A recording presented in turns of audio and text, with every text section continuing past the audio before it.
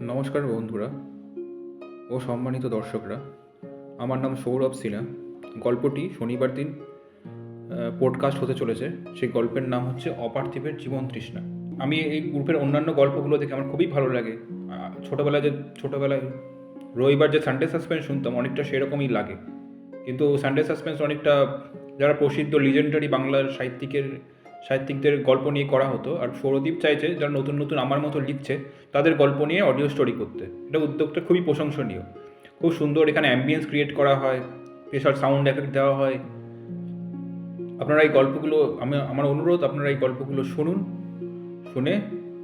শুনতে এনজয় করতে থাকুন। আমার আরও গল্প এখানে আসতে যাচ্ছে, ভূতের গল্প মেনলি, ঠিক আছে?